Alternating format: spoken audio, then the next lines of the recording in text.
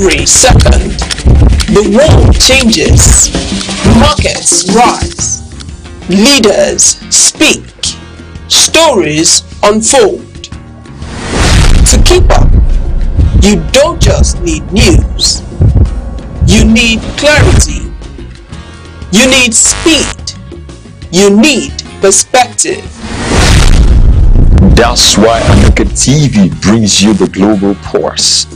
Accurate, reliable, right when it matters most. Aneke TV. Move with the world.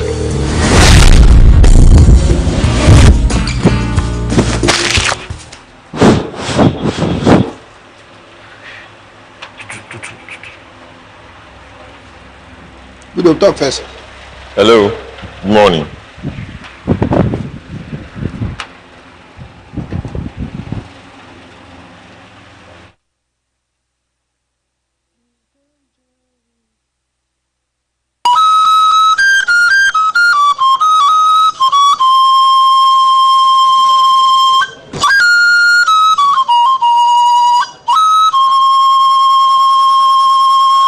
There are two types of kola nut produced in Nigeria: kola nitida, otherwise called gworo, and widely eaten in northern part of Nigeria. Kola acuminata, also referred to as Igbo kola, is of local origin and occupies an important position in social, religious, and sacred ceremonies in Igbo society. It is seen as a vital and sacred fruit in Igbo land and serves as the major instrument of prayers connecting the ancestors. It cements discussions and also the fundamental bedrock of philosophy and proverbs. It is a symbol of welcome, unity, and peace. If kola nut contains 1 cotyledon, it is regarded as dump kola nut and thrown away. Kola nut with 4 cotyledons represents the 4 Igbo market days: Eke, Orie, Afo, and Nkwo. If kola nut contains more than 6 cotyledons, it signifies blessings and wealth, and it is celebrated. There is also another type of Igbo kola nut called Ojugo, which is referred to as the king of Igbo kola. The reproductive organ of the kola nut is referred to as the tongue, and it is removed after prayers and thrown to the spirit of the ancestors.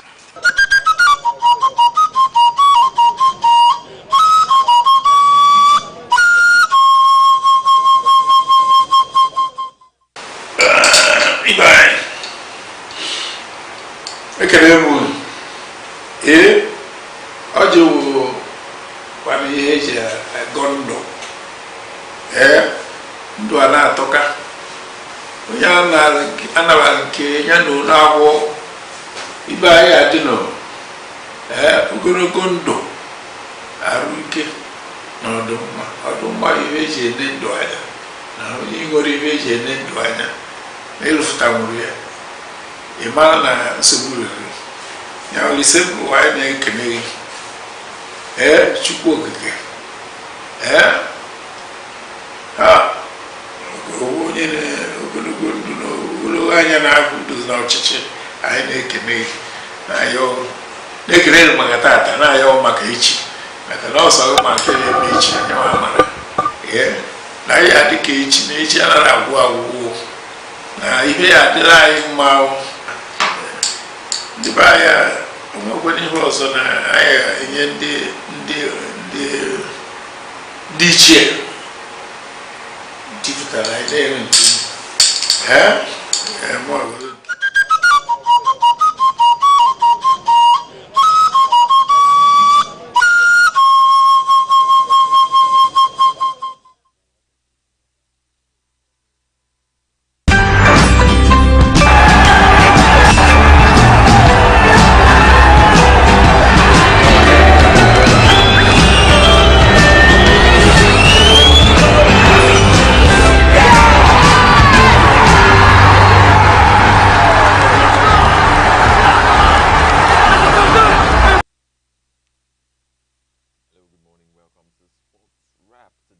TV, it's your one and only Sports Oracle. Thank you very much for being there and waiting all this while for us to come on air and to bring you what is it in the world of sports. Thank you very much for doing that.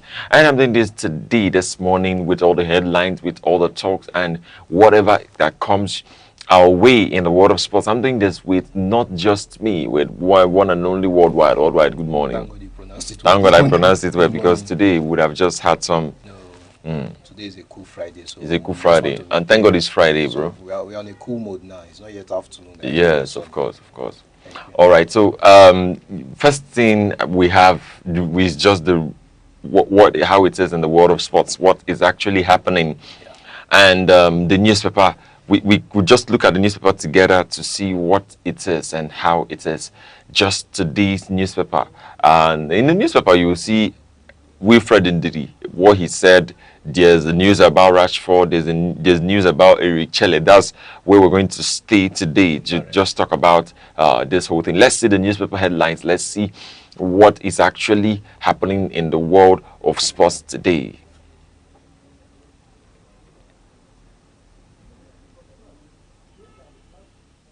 All right, while we wait for that to come up, I think we're seeing Eric Chelle's 19-point agenda, and like it is, he said that his salary, he's demanding $130,000 every month, and one of the things he mentioned, this has caused even a reaction, a mixed reaction with people on X, and NFF has been silent. Now, I really want to ask, do you think asking for that kind of amount of money as the Nigerian head coach, Super Eagles head coach, is too much?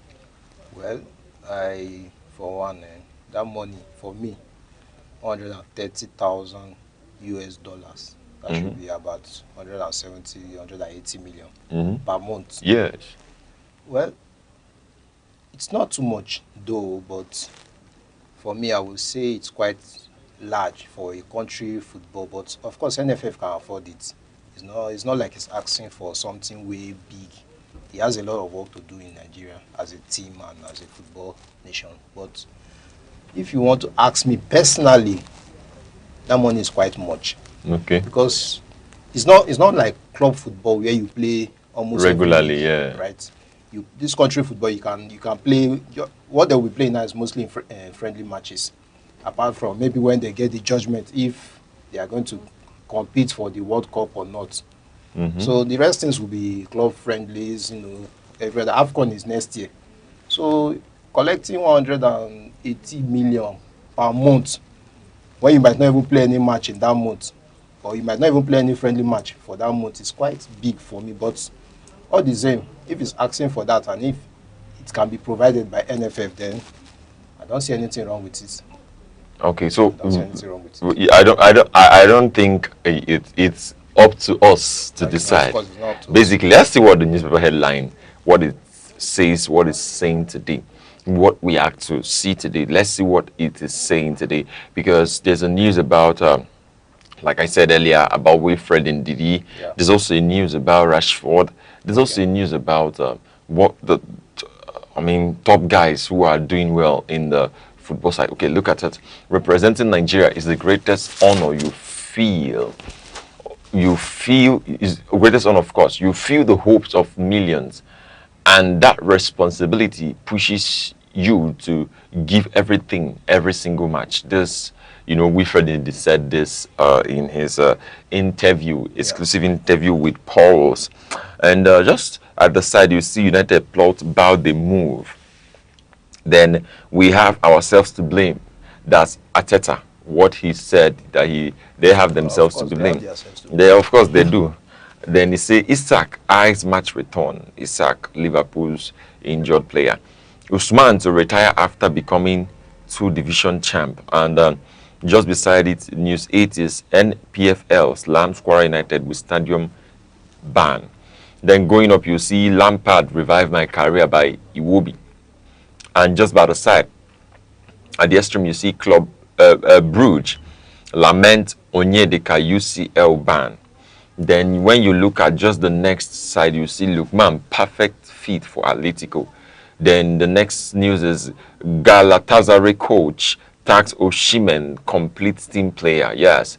Now, what we're talking about the NFF stuff is just by the side. NFF to review Chele's $130,000 request, other demands. Then just beside the Punch extra headline, you see gift Okobi return as Oshuala misses Falcons pre-WAFCON friendlies. Yes. So, but let's see the Erichele's demand. Let's see Erichele's what he. Yes. At least apart from the salary, there are other things he actually asked. Now look at what he's asking. He's asking for private car SUV with a chauffeur and security. Now, house number 2 is house in a well secured environment with 24 hours uninterrupted power supply, electricity. This second one, that's something that I just laugh about. No. Let's talk about it, because sometimes these two things he asked, I'm not sure one player can give him this thing. Yes, the first one, SUV is not the problem. Do you get? I don't have any problem. Like, of course, they should give him mobility now. Yes, do you get? Going around in one. one Keke Napep. Imagine your Erichele. You will see him jumping bus. Yes, I know now. He's a spy bus. It does not even need to make demand for that. He shouldn't make demand. They should provide for him. We're going to still see if actually they actually provided these things for him. But let's still see what is in the list of what he is asking. Let's see the list and let's keep running down to what it is now. Number 3, furnished office with projector for analysis. These things are basics. Now, internet provision. Of course. Very basic. It should be there now. Now, flight tickets for wife and 2 children. Eric and wife business class, children economy. Then GPS provision. This GPS is, we're going to see that supply of proper equipment in accordance to the coach demands. Based on opponents, the coach has the right of choice regarding international friendly matches. Then camping programs. Yes, the coach will initiate programs for youth development. Provision for the coach to travel, watch, monitor, and engage players for the national teams abroad. These things are basic now. All these requirements are mostly. Do you get? Things. Now, number 12 says provision for the coach to watch the local league to identify potential players that will be integrated into the senior national team under 23, under 20, and under 17. See, I think this is the reason why there is no home-based players. Yes, because he does not have access to them, to watch them. From Nigeria, to know ahead. Do you get? This was actually the problem why we don't have home-based players. So the people he can watch on the internet, he knows. Yes, that's the people. Let's still see the list and see what actually he is demanding. More of the demands that he's making. Let's see the list. But from me, this list, everything there is basic. It's basic. There's nothing too much that we will say NFF cannot provide for him. So I don't think he's asking for much. Well, let's still see the list. There are more things that we have to run down so that we can see what is actually happening. So it says, no interference in team selection and players call-up. Yes.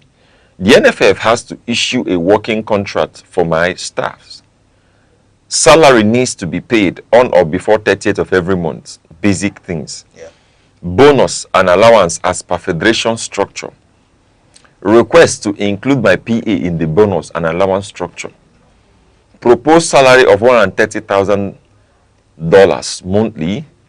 The amount included all my technical staffs and PA. So it's not only him that is sharing. It's not only him now. So out of the 130,000, he still has to pay his own staff, his own and PA. Yes. Do you get? It's not even too much. Now, the last one is monthly meeting with all national team coaches. That's, I think, with all the national team coaches. That's all the clubs. I think it should be all the clubs, because national team coaches is just one country.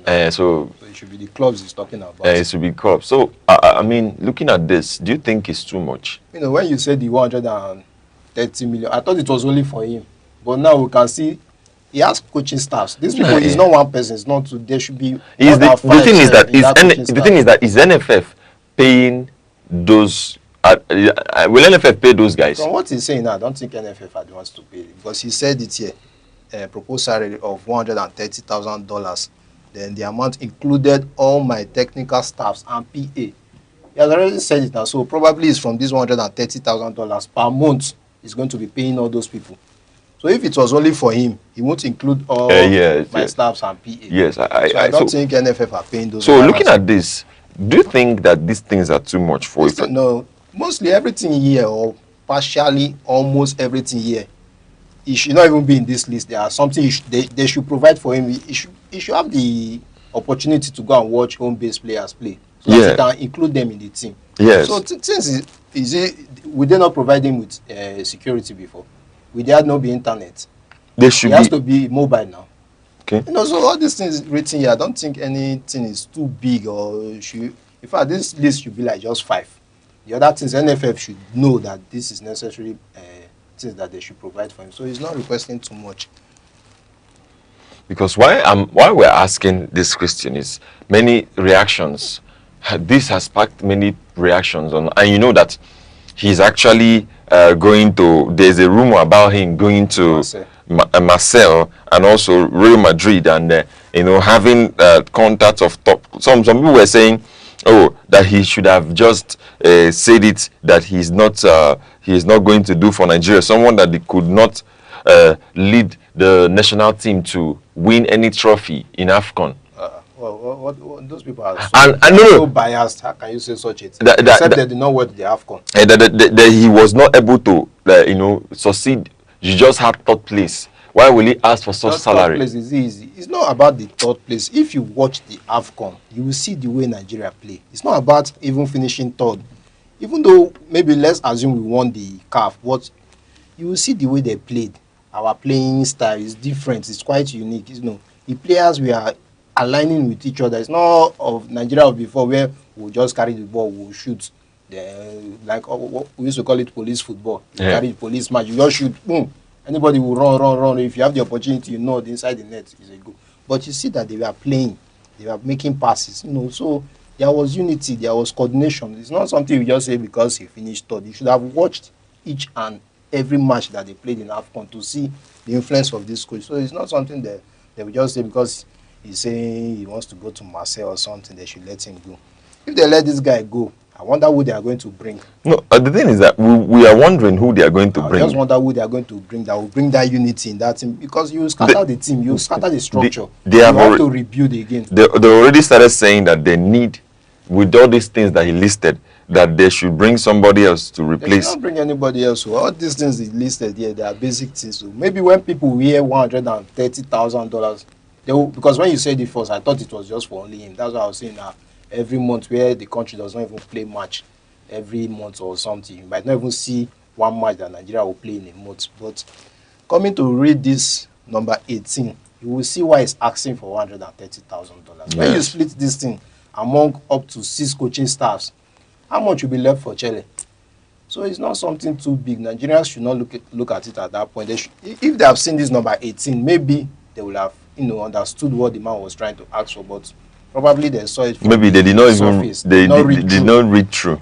Because like you just told me, I was not aware of this number 18 when I said it's too big, but now I understand that wow, he's also asking for other members of his coaching staff. This is where he's going to pay them from. Except NFF want to be paying the coaching staff by themselves, then you can say the salary is too much.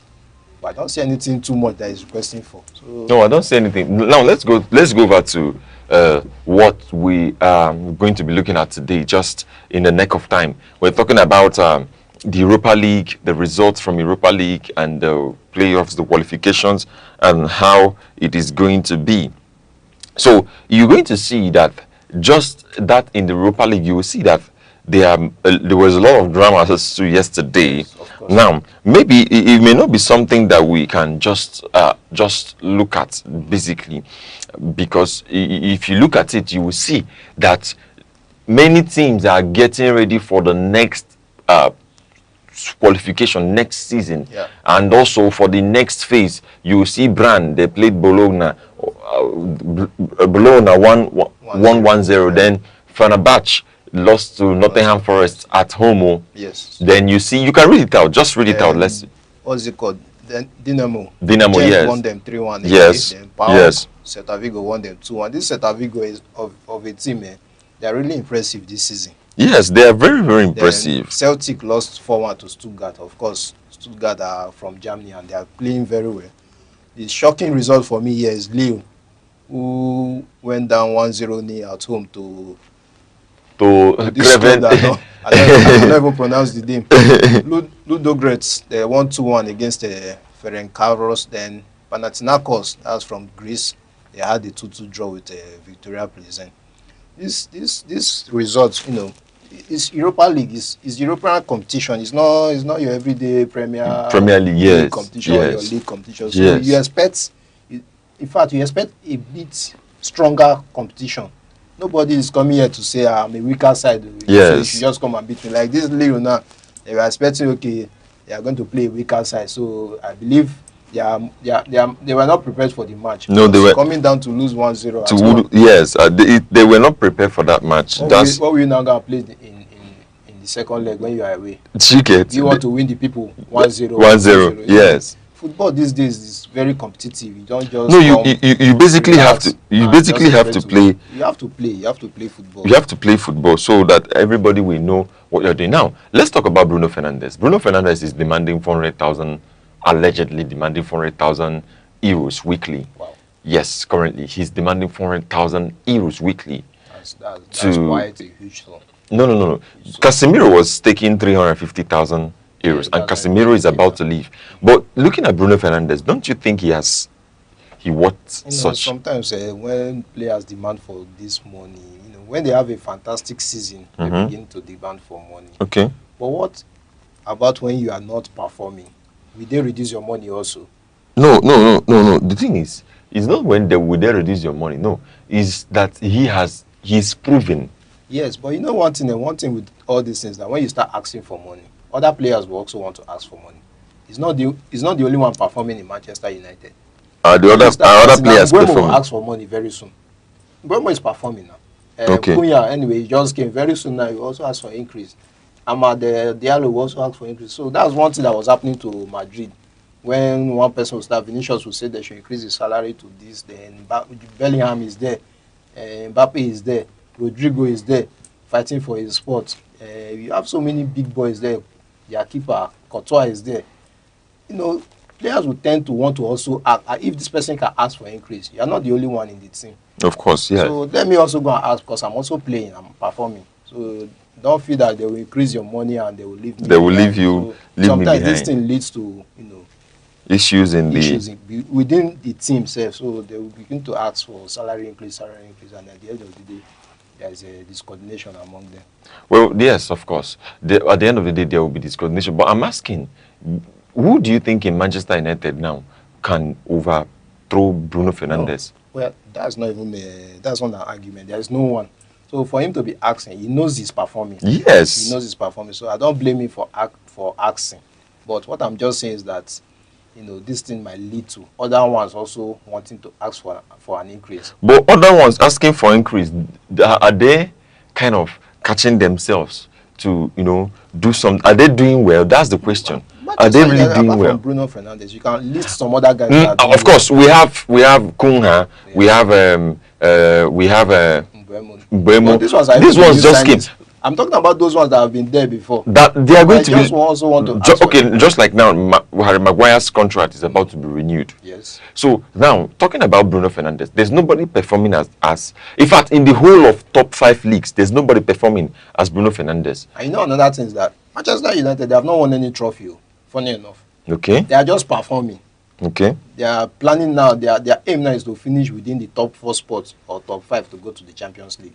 So this is your performance. You have not really brought any trophy to the cabinet. You have not brought any trophy to the club that you want to say you have done something so special. You are expected to perform as a club like Manchester United. You are expected to perform.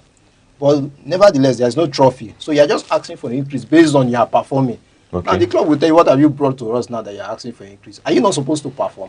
Okay, all right. So let's just go straight to the fixtures in the Premier League. Yeah. What is actually going to happen in the Premier League just in few days from now? Just tomorrow, there's match tomorrow. There's match next tomorrow. Yeah. Then there's also match on Monday. Manchester United are playing. They're going to play on Monday by 9 p.m. Then we are going to see the fixtures, what it is going to be, how it's going to be in the Premier League. So we have Crystal Palace versus Wolves. The Wolves that drew Arsenal 2-2. Crystal Palace versus Wolves. Then we see, have. funny enough, that Crystal Palace might come to beat Wolves now. We'll now say, wow, these people that drew Arsenal. Crystal Palace, that's just football. That's actually football. But then we have Nottingham Forest versus Liverpool. Nottingham Forest versus Liverpool. How is going to be? What do you think about this match? I'm supposed this match, from what we have seen, there is no giveaway anymore. Okay. You can't say Liverpool will just come and win Nottingham Forest now, because Liverpool are the big side and trying to be on their best behavior. But you saw Nottingham Forest yesterday beating Fenerbahce at home. Yes. There's no weaker side now. Let them just play. But of course, I will give it to Liverpool. Okay, now Sunderland versus Newcastle, then Tottenham versus Arsenal. Arsenal has got. In fact, they have put themselves in deep problem. Abi? Deep. All right, let's see the next slide. You know this is a derby match. Tottenham has signed an interim coach. Yes. And they will not want to lose this match. Yes. So Arsenal, I don't know the problem they are finding themselves now. They actually now, you see Aston Villa versus Leeds, Brentford versus Brighton, B versus B, then Chelsea versus Burnley. Then you have West Ham versus AFC Bournemouth. Then Manchester City, Newcastle. What do you think about Man City, Newcastle? As we all expect, in fact, as everyone would expect, Man City should have a win here. But nevertheless, this is football. We have seen it over time. Yes, we have seen it over time. Newcastle can come and upset them and play the match to a point that they will just have to settle for a draw. Yes. So it's not. You saw Newcastle on Thursday beating somebody 6-1 in Champions League. In Champions League. So you don't expect to just come and walk over these people and just beat them and get the 3 points. So this is Premier League. Despite the fact that we are saying Arsenal are trying to bottle the league, we might never know. Man City can go there, and the match will end up as a draw. Yes. What next? Now we now have Manchester United playing against Everton on Monday, and it's actually one of the matches everyone has been expecting to. Now let's go over to Nigerian Professional Football League, the NPFL. Their fixtures are already out. Warri Wolves are going to face Barao FC, and Wiki Tourists are going to face Remo Stars, and Kano Pillars are going to face El Kanemi Warriors, and Castina United are going to face Rangers International. This is an away match. Rangers won their match last time at home. Now Abia Warriors are going to face Kwara United. Ikorodu City, they're going to face Bayelsa United. Kun Khalifa, they're going to face Niger Tornadoes. And Nasarawa United, they're going to face Bendel Insurance. Then Plateau United are going to face Shooting Stars. Rivers United are going to face Enyimba. We'll talk about Enyimba when we come on Monday. Well, let's see what they're actually going to have. Let's see how it is going to be. Yeah. So, but these fixtures, I don't know, with the last what you have for the sportsmen this weekend. What are you expecting this weekend? I'm expecting a showdown. Okay. I'm expecting a lot of showdown, because especially for Arsenal versus Tottenham, I'm hoping I will be able to watch that match. Yeah. I don't want to watch the highlight. I want to watch it live. That match is one of the match we might expect to see that Arsenal is going to come out. That match, of course, will be one of the highlights of the week. Everyone will want to watch that match. All right, I think this is where we're calling it a day today. Thank you very much, Worldwide. Like I always do, I will want to shake you to take your... The next time when you're shaking me, you just put something. Yes, I will, of course. Thank you very much for watching. Thank you very much for keeping it up with us here on Aneke TV Sports. I am your one and only sports oracle, bringing you the best of sports and what is happening in the world of sports. Go sporting, go doing what you know how best to do. This is weekend, and thank God it's Friday. Just make sure you enjoy and sit back to watch all the games and all the Premier League games. Like, come your way next time. That's on Monday. Have a wonderful time. Bye.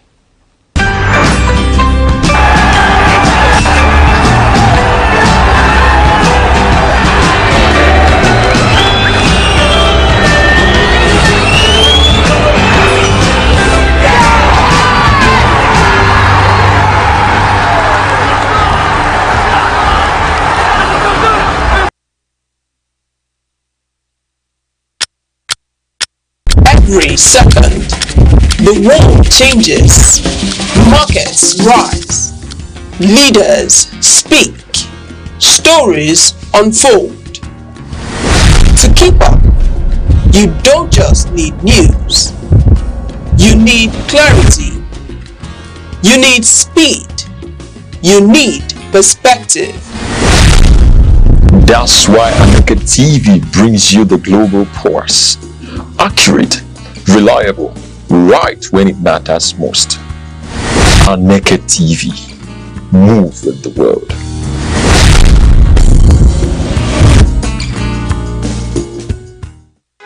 Good day, Nigerians. Electricity has always been a major concern for Nigerians, from households to businesses. Today, we hit the streets to ask everyday Nigerians on a simple question: are you satisfied with the current electricity supply in your area?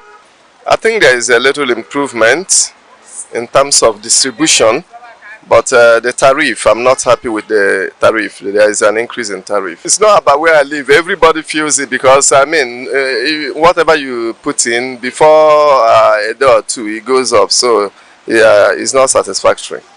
So they need to review the tariff, you know, a government that feels for the people. People should enjoy something from the government. Almost all the things that are controlled by the state is on the increase. Think about electricity, think about fuel supply, water supply. It's not fair. An average Nigerian deserves a bit of fresh air, you know, so they can start it with reducing the tariff. For once, let's feel a reduction in tariff. I'm not satisfied at all. The tariff is very, very high. Like 4 units for 1,000 naira is too much. It's too high. They should be giving us like 10 units for 1,000, please. It's too high.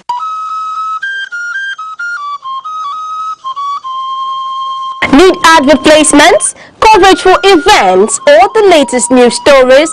Call 070 3043 7110 right now. And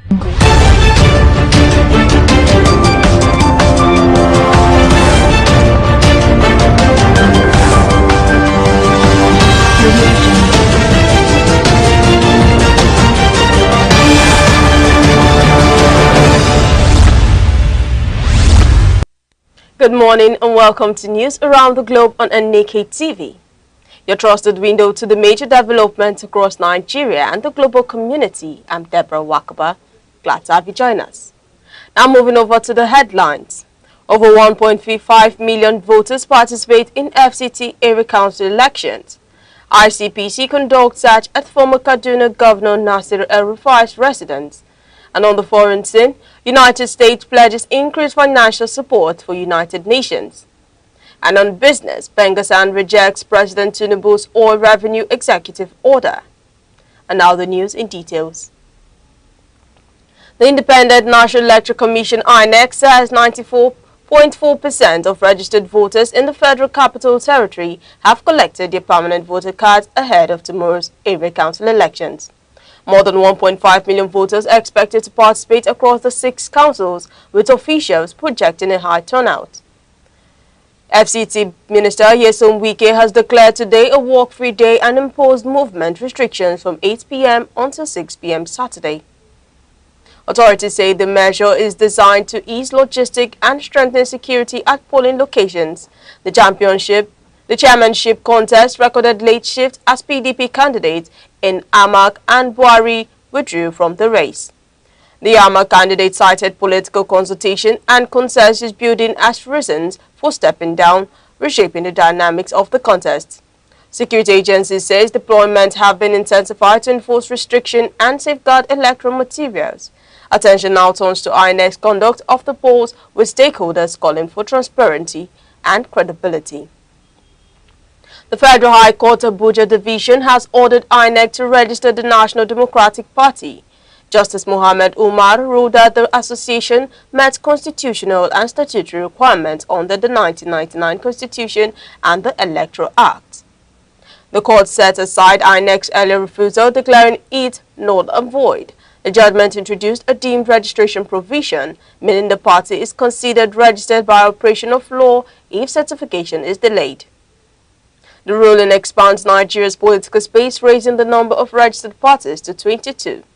Aneke has yet to issue a formal response, but legal observers note the commission is bound by the order. The NDP is now positioned to commence full political activities nationwide. The Nigerian Navy has confirmed the death of its Chief of Operations, Rear Admiral Musa Bello Katagum.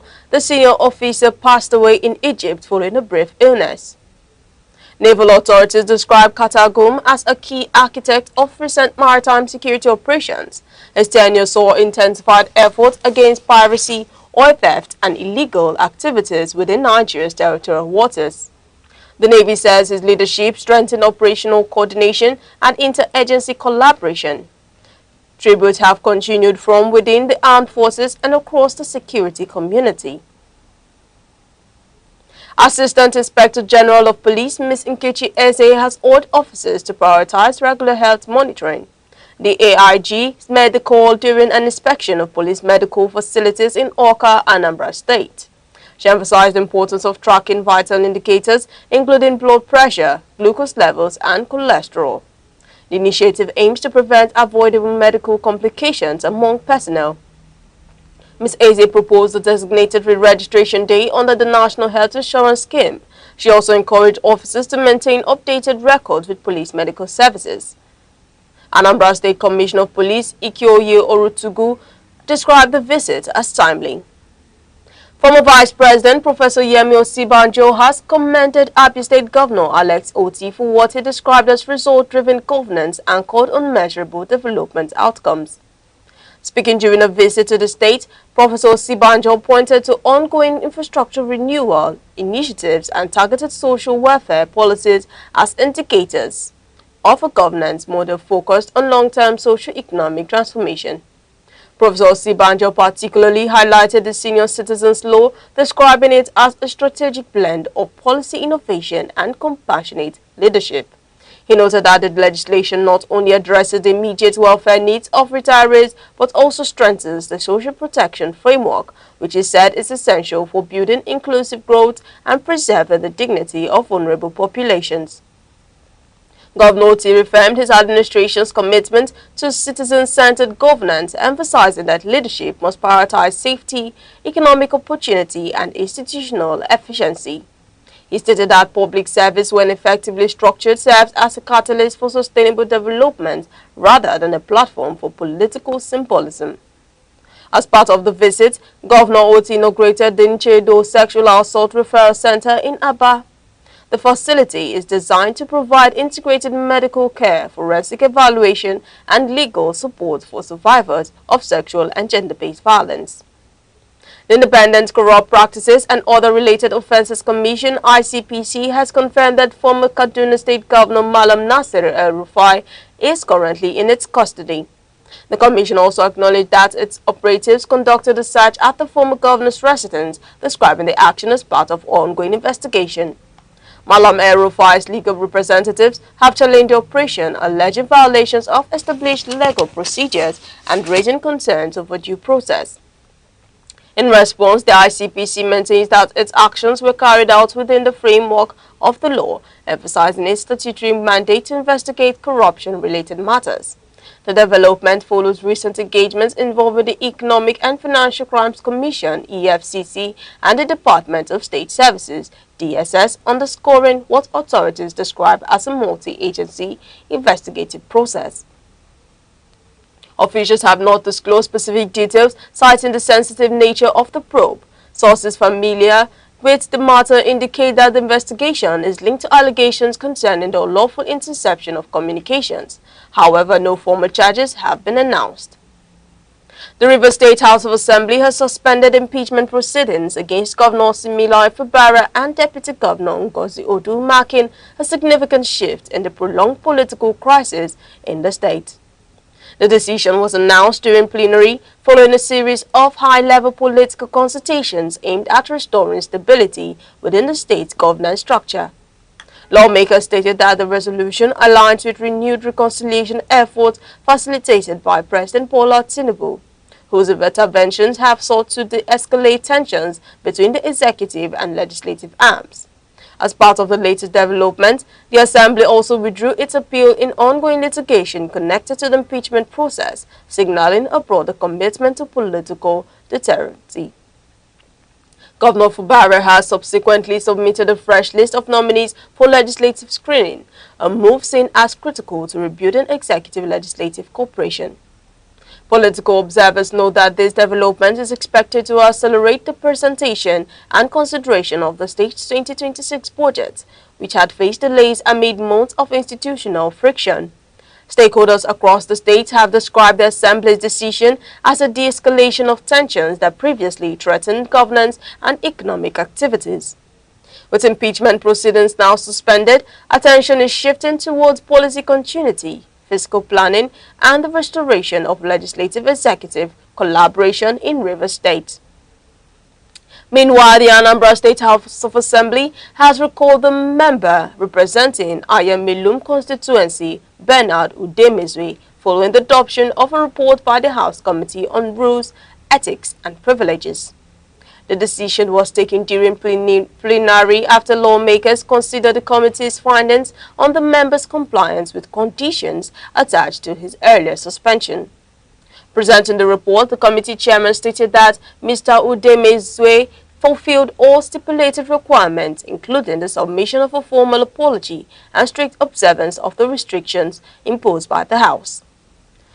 The committee noted that there was no record of violations throughout the suspension period, thereby recommending his reinstatement. Lawmakers subsequently approved the restoration in the member's full legislative privileges. The resolution also provides for the resumption of his allowances effective March 2026, reflecting the Assembly's adherence to procedural fairness and institutional discipline. Putting the recommendation to a voice vote, the Speaker of the Assembly, Mr. Somtochukwu Udeze, secured the endorsement of the House.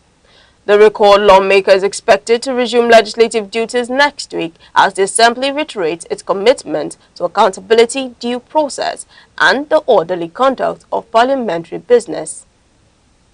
35 KB State-sponsored medical students have arrived at Premium Medical College in Addis Ababa, Ethiopia. Officials say the program supports long-term healthcare workforce development. The Kebbi State government described the initiative as a strategic investment in human capital, noting that it aims to address medical personnel shortages. State representatives are overseeing orientation and documentation, while academic activities are scheduled to commence shortly. Kebbi State Governor Nasir Idris urged the students to uphold discipline and professionalism, adding that the scholars are expected to return upon completion of training. The Edo State government has demolished a property in Amaba, Benin City, linked to alleged court activities. The operation was conducted by the Operation Flushout Security Squad. The government says the action follows recent court-related violence, warning that property sanctions will apply to those aiding criminal networks. Security agencies have also seized properties tied to a suspected court financier. Investigations are ongoing, with authorities citing intelligence-led operations. The government says enforcement will continue under the Secret Court Prohibition Law. Officials emphasize a zero-tolerance stance. The Enugu State Police Command has arrested 15 suspects during a raid on criminal hotspots at Four Corners, Ozala. The operation followed actionable intelligence. Police say 9 males and 6 females were apprehended. Recovered items include substances suspected to be Indian hemp. The operative also recovered a locally fabricated pistol with live ammunition. Screening and investigations are underway. Meanwhile, the Commissioner of Police, Mr. Maman Petrus Giwa, has directed sustained operations. Residents are urged to provide credible information. Governor Peter Mbah has approved the review of consequential salary adjustment and a 32 billion naira allocation for pensions and gratuities. The decision followed consultation with labor leaders. Union representatives welcomed the development, describing it as a major welfare intervention. Retirees are to benefit from a 32,000 naira minimum pension. The administration also announced institutional reforms targeting public service productivity. Investments include training and infrastructure upgrades. Labor leaders pledge continued operation with the government. Authorities say the measure reinforced fiscal stability and workforce motivation. News around the globe is coming to you live from Aneke TV. Remember, you can stay connected with us on all social media platforms: Facebook, X, Instagram, TikTok, and YouTube, all at Aneke TV. Now a quick recap of the major stories making the news. Over 1.5 million voters participate in FCT area council elections. ICPC conducts search at former Kaduna Governor Nasir El-Rufai's residence. And coming up shortly, on the foreign scene, United States pledges increased financial support for United Nations. And on business, Pengasan rejects Tinubu's oil revenue executive order. We'll be right back. Every second, the world changes, markets rise, leaders speak, stories unfold. To keep up, you don't just need news. You need clarity. You need speed. You need perspective. That's why Aneke TV brings you the global pulse. Accurate, reliable, right when it matters most. Aneke TV. Move with the world.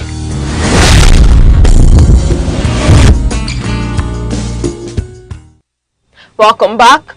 Still on the news, Poland's President Karol Nawrocki has vetoed a judicial reform bill passed by the government of Prime Minister Donald Tusk. The legislation sought to remove parliament authorities in the appointment of judges, a key component of the legal administration's legal restructuring agenda. In a recorded statement, President Nawrocki argued that the proposal would create what he described as a segregation of judges and potentially expose the judiciary to political influence. The veto effectively halts one of the government's flagship reforms. Government spokesperson Adam criticized the decision, stating that the veto prolongs institutional uncertainty. The development underscores continuing tensions between the presidency and the ruling coalition. Danish maritime authorities have detained an Iran flag container vessel identified as the Nora over discrepancies in its registration status. Danish authorities say the ship was previously listed under a Comoros flag, but Comoros authorities denied any record of the vessel. While inspections reportedly found no significant safety violation, maritime data indicates the vessel carries a permanent identification number linked to a ship on the United States Treasury sanctions list. The number corresponds to a vessel formerly known as Ceros. Danish officials say the ship will remain detained pending verification of its legal registration. Investigations are ongoing to clarify ownership records and compliance with international maritime regulations. The United States President Donald Trump has confirmed ongoing diplomatic engagements with Iran, describing the discussions as constructive. The president emphasized the importance of reaching a meaningful agreement. The talks follows indirect negotiation involving U.S. envoys Steve Witkoff and Jared Kushner alongside Iranian Foreign Minister Abbas Araki. The central issue remains Iran's nuclear program. Washington continues to press for strict limitations while Tehran maintains its program is peaceful. U.S. officials say Iran is expected to submit a formal proposal in the coming days. President Donald Trump has announced renewed U.S. financial support for the United Nations. The president stated that the funding is intended to enhance the institution's operational viability. The announcement marks a shift from earlier policies that reduced voluntary contributions to several United Nations agencies. The United States remained the organization's largest financial contributor. President Trump emphasized that reforms are necessary to maximize the UN's global effectiveness. Officials say the renewed engagements will focus on institutional efficiency and infrastructure improvements. Stakeholders in Cross River State have commended Governor Basi Otu over efforts to revive key economic assets. The projects include the Tinapa Business and Leisure Resort, Obudu Cattle Ranch, and the proposed Bakassi Deep Seaport.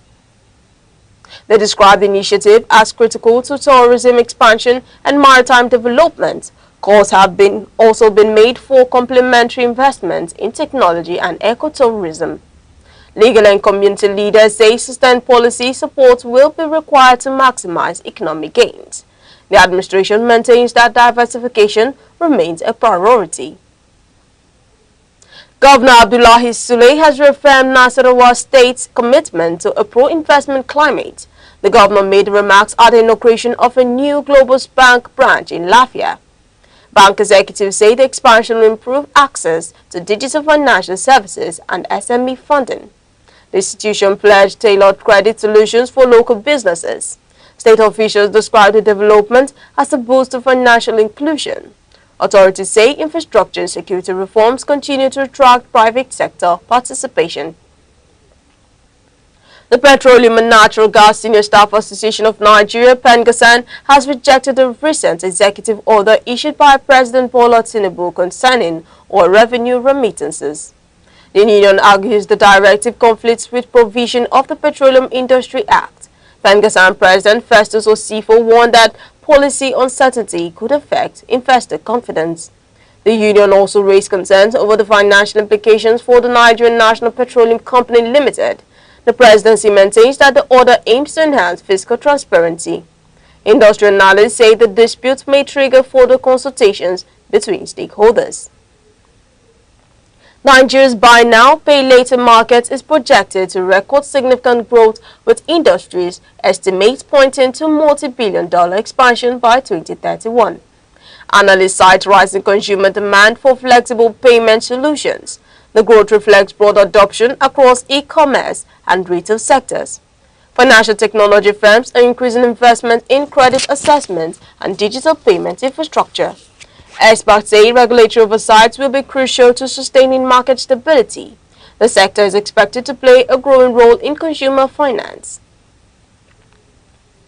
The Humanity Family Foundation for Peace and Development, supported by the French Embassy, has unveiled a framework advocating expanded financial access for women entrepreneurs. The initiative forms part of the HERE project. Program coordinators report skills training and small-scale enterprise development across Lagos communities. Beneficiaries have launched micro-businesses in various sectors. Advocates emphasize the need for inclusive credit policies. The organization says financial literacy remains central to long-term sustainability. The Nigerian Women's Football League has fined Osun Babes FC 2.5 million naira following the abandonment of the fixture against FC Robo Queens. The match was halted over a jersey color clash. League authorities ruled that Osun Babes failed to provide an alternative kit as required by competition regulations. The game was subsequently awarded as a walkover. NWFL Chief Operating Officer Mudupe Shabi said the sanctions reinforce professional standards. Clubs have been ordered to ensure strict compliance. The National Sports Commission has outlined strategies aimed at strengthening sports development and economic returns. Chairman Shehu Diko briefed President Tinubu at the presidential villa. The commission reported increased private sector funding and job creation within the sports industry. Authorities say reforms will prioritize infrastructure and talent development. Diko confirmed that Nigeria has filed a formal complaint with FIFA over recent qualification disputes. The matter remains under review. Filmmaker Kule Afolaya has signed a memorandum of understanding with the Republic of Benin to promote regional audiovisual development. The agreement covers film production and training. The partnership includes plans for a film city in Kuda. Officials say the initiative will enhance cross-border creative collaboration. Afolaya described the development as a boost for African storytelling. Stakeholders say the agreement strengthens regional cultural industries. Media entrepreneur Dele Momodu has called for calm amid the custody disputes involving Sophia Momodu and music artist Davido. Momodu disclosed ongoing mediation efforts. Reports indicate that legal proceedings recently witnessed heightened tensions. Davido has since announced his intention to withdraw the suit. Momodu urged stakeholders to prioritize the welfare of the child. He expressed optimism that a peaceful resolution will be achieved. And finally, before we go on news around the globe, here's a recap of our top stories. Over 1.5 million registered voters are set to cast their ballot in the high-stakes Federal Capital Territory Area Council elections. Authorities have confirmed massive voter mobilization across all 6 area councils, with permanent voter card collection rates exceeding 94%. Security agencies have been deployed to ensure a peaceful, credible and transparent electoral process, while movement restrictions have been enforced ahead of polling. The Independent Corrupt Practices and Other Related Offences Commission (ICPC) has confirmed that former Kaduna State Governor Malam Nasir El-Rufai is currently in its custody. Operatives conducted a search at his residence as part of an ongoing investigation into alleged unlawful interception of communications. Malam El-Rufai's legal team has raised concerns over procedural violation, but authorities maintain the operation was lawful and ongoing investigation continue. The United States government has announced new financial support to the United Nations, signaling a strategic shift in its engagement with the international body.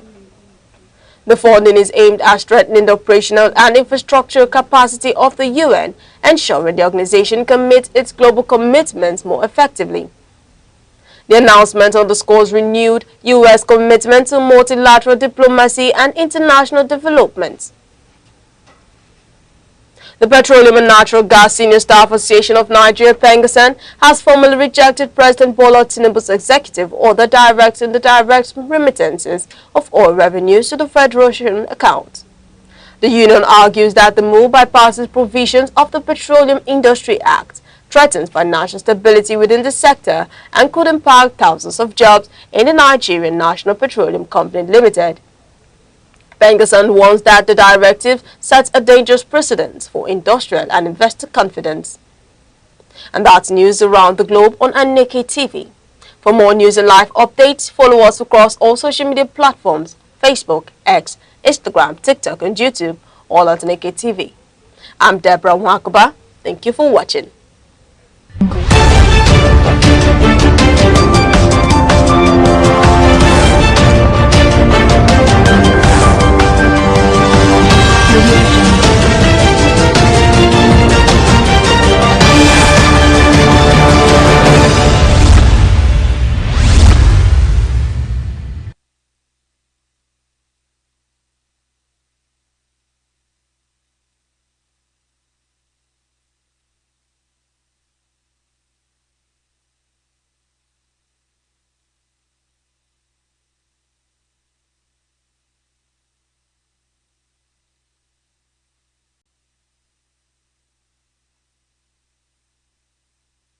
My name is Dr. Emmanuel Ihechi Asonye.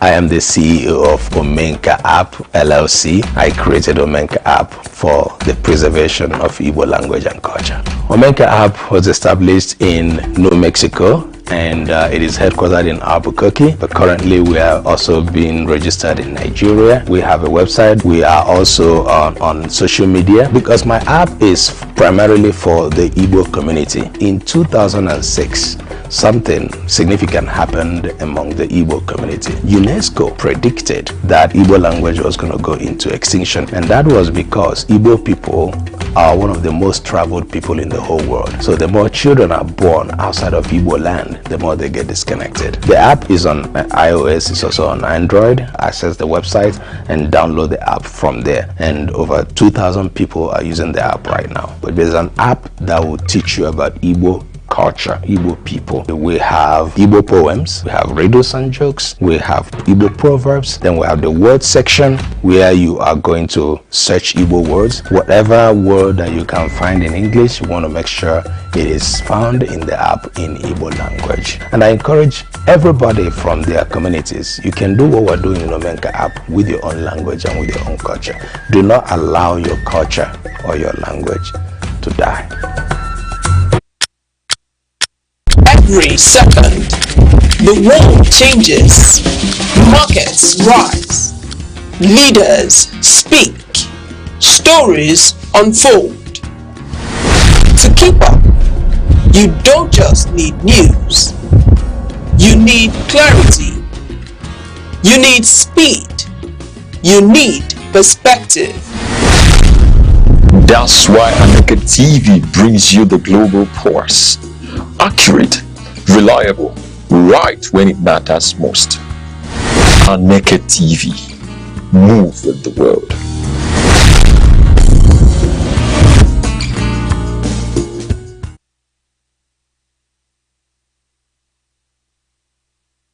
The Osu-Ohu caste divide in Igbo society took center stage at the just concluded 4th Enugu Diocesan Synod held at the Holy Ghost Cathedral, Enugu.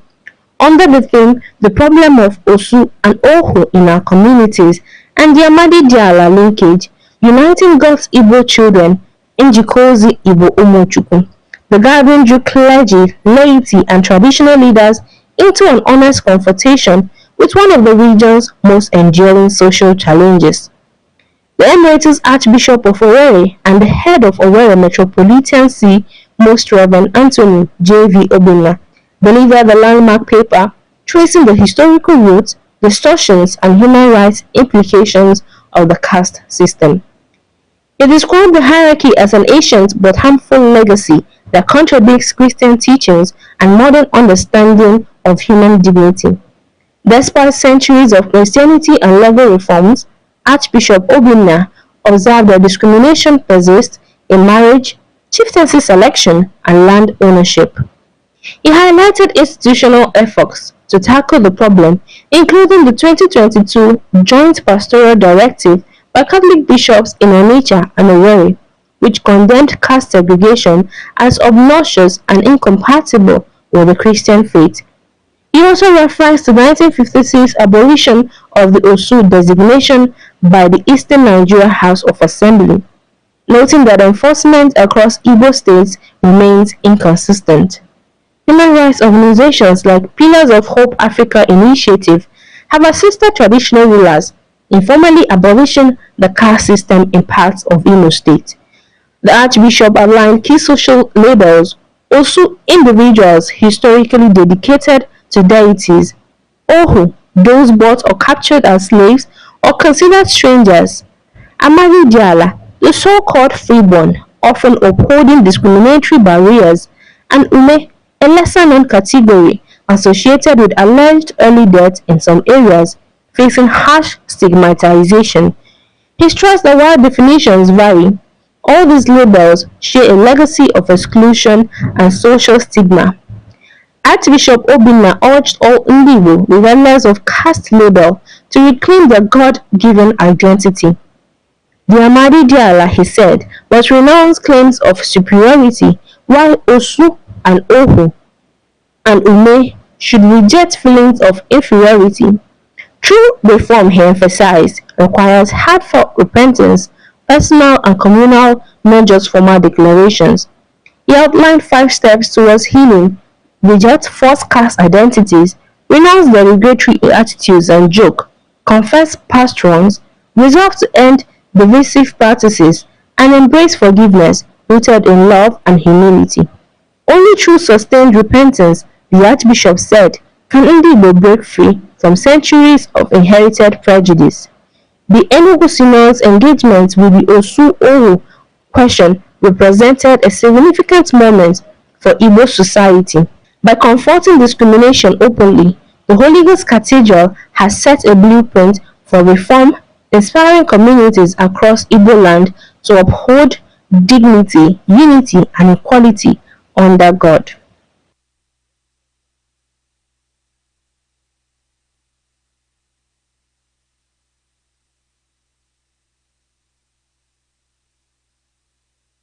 In the stories of ancient Greece, Achilles was more than a warrior. He was a hero whose strength. Every second, the world changes, markets rise, leaders speak, stories unfold. To keep up, you don't just need news, you need clarity. You need speed. You need perspective. That's why Aneke TV brings you the global pulse. Accurate, reliable, right when it matters most. Aneke TV. Move with the world.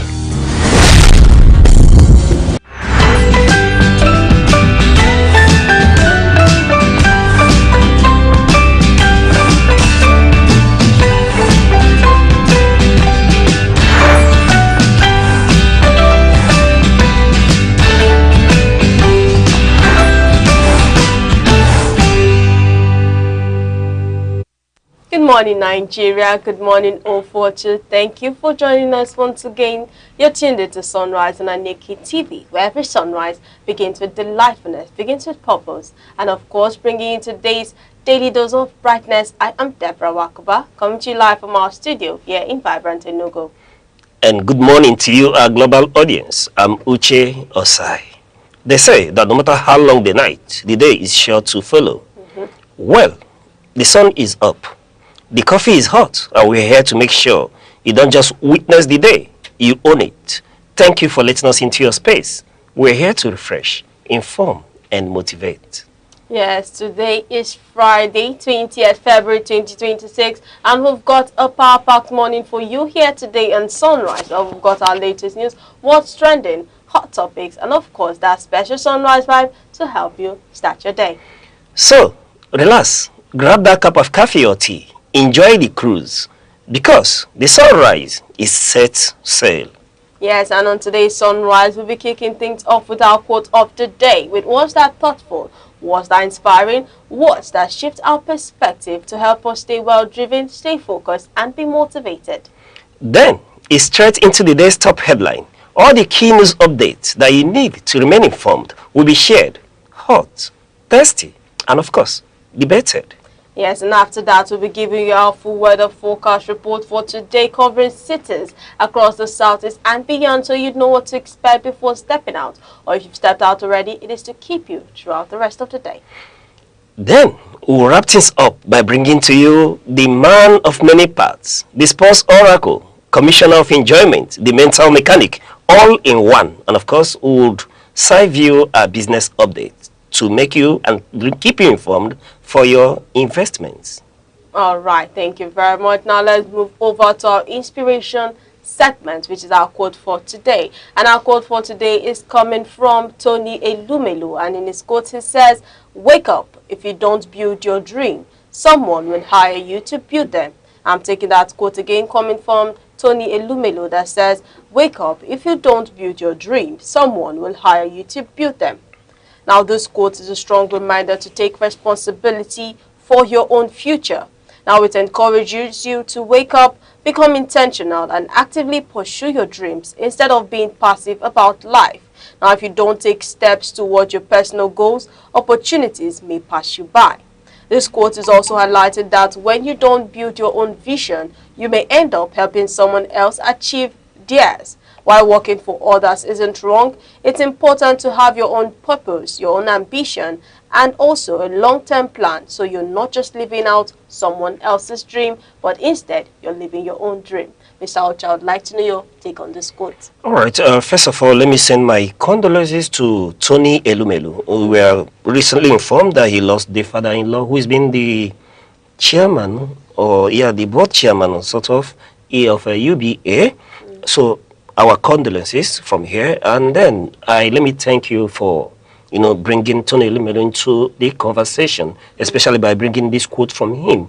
These are men in Nigeria that we want our youth to look up to. These are men worthy of emulation in Nigeria, and I'll call him a serial entrepreneur. Yeah. You understand? A mark of a successful young man. Look into his profile, and I am excited to discuss about men like him. At a very tender age, he pulled off one of the most celebrated business mergers, speaking to that era of bank consolidation, where you had is it Trust Bank? Yeah. Then, going with becoming what you know today as UBA. Remember, if you see where he started from, that bank, and then that metamorphosed into what into UBA of today. It shocked everyone at that era how he was able to pull that off. No one believed that Tony Elumelu, which is at that time seen as a very smaller enterprise, would be able to take over or go into measure of what we see today, the financial behemoth that UBA is. So when he speaks to us in this way, by telling us this morning that we need to wake up, if you don't build your dream, someone will hire you to build them, and it's quite apt. And when it comes from a man like him, you know, he's speaking nothing but the truth. He's a man who has seen it, lived it, tested it, and when he gives advice, would rather sit up and tell in detail. So this morning, Tony is telling us that if you do not wake up from that slumber, if you do not stand up from that bed and chase your dream, you end up chasing another person's dream for him or for them. Yeah. You become, your fate, your destiny will be determined by other people. And that's what he's saying. You continue to be at the lower rung of the ladder. You can't determine your fate and the fate of your generation. Yeah. You begin to see your children who will be left at the whims and caprice of others who've built their own dream. So you do not pass through life to live another person's dream. You walk through life to make a difference. So you do not need to procrastinate. I think that's part of what Tony is telling us, Tony Lumelu. He's telling us this morning, you do not need to procrastinate. Do not, give in to the situation. Have a dream, vision. Yeah. Then stop at nothing to see that that dream is bettered and that vision is realized.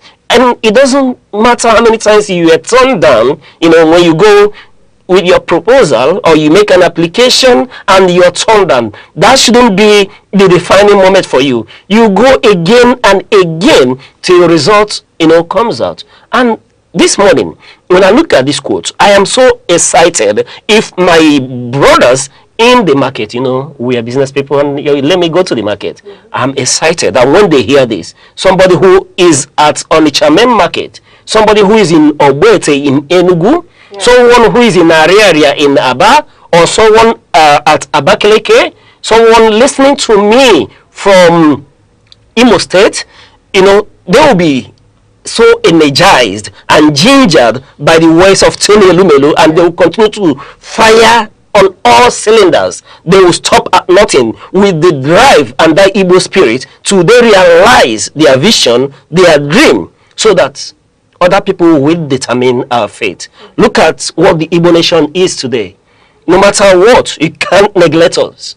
You can't abandon the Igbo race, no matter what, because these are resilient people who stood over through thick and thin and have built the success story that the Eastern Nigeria is known of today, not through governmental support, but through sheer individual resilience. Yeah.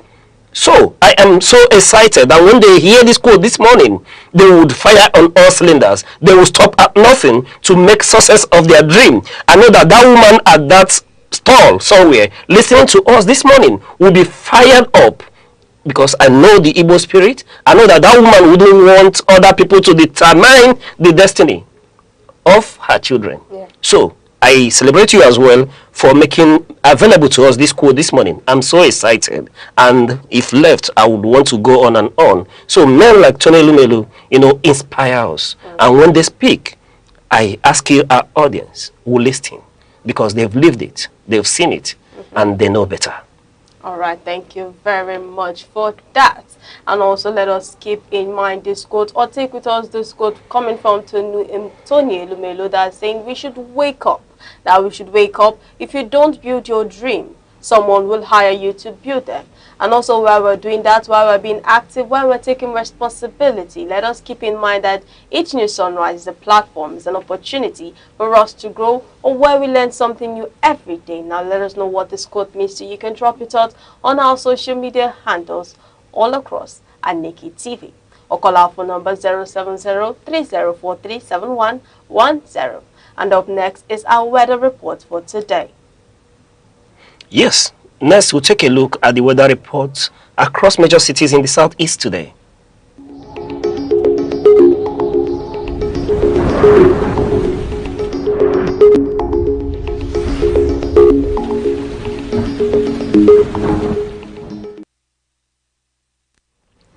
We'll be starting off with Oka. Today's forecast says expect plenty of sunshine with a few friendly clouds drifting by and highs climbing close to 39 degrees Celsius with lows around 25 degrees Celsius at night. It's going to feel like a classic warm Southeast Friday, warm, dry and perfect for early morning errands or late night chop stops. And over to the core city. Good morning, Enugu. Your skies are said to be mostly clear with patchy clouds. And mercury pushing upper 30s at peak midday heat. Not much rain in sight, just warm hugs from the sun. And in Abakaliki, it's another hot day in the Bam with plenty of sunshine and warm winds rolling in. Think daytime highs close to the high 30s and lows around mid-20s at night. A light cloud here and there would stop that heat, so don't forget your water and sun protection if you're out early. And good morning, Imo State. Owerri people, you're looking at mostly sunny skies with sprinkles of clouds for company. Temperatures will soar into the upper 30s, making it feel sunny and tropical all day. Humidity is moderate, so it's more than that heat sweat. Think breezy summer vibes. And in Umar here, you're in for a hot, dry day with daylight highs reaching into the mid-30s and a gently evening cool down. Warm sunshine is the theme, so whether it's breakfast on the balcony or an afternoon stroll, today's weather plays nice with your plans. So, wherever you are in the southeast today, stay safe, stay cool, dress light, but keep an umbrella handy. Do remember that either rain or shine, we've got you covered. And this is your weather report here on Sunrise at Aneke TV. We'll take a break and we'll return with more updates.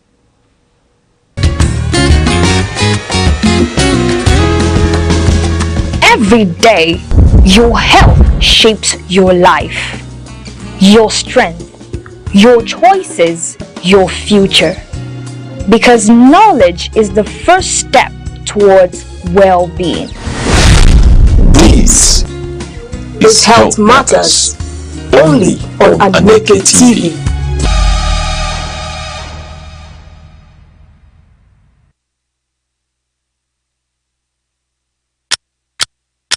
Every second, the world changes, markets rise, leaders speak, stories unfold. To keep up, you don't just need news, you need clarity, you need speed, you need perspective.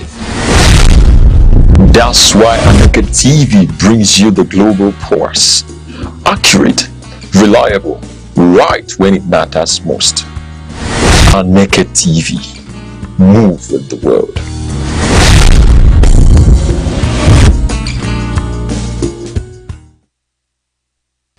You're still watching Sunrise on Aneke TV. Now we'll be taking a look at our newspapers for today, coming from Nation, Punch, Daily Trust, and The Guardian newspapers.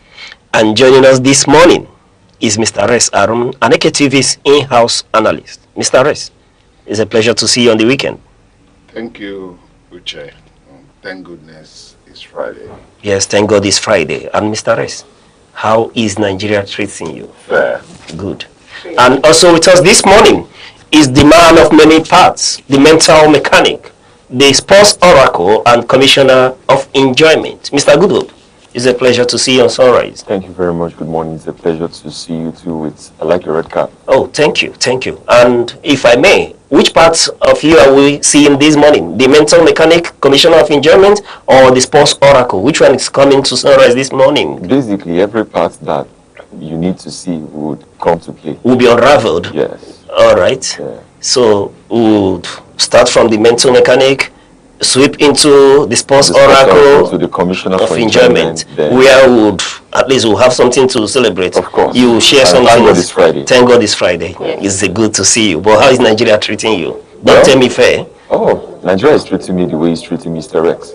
No, Nigeria can be treated the way it treats Mr. Rex. Nigeria, modern Nigeria, treats all her children individually.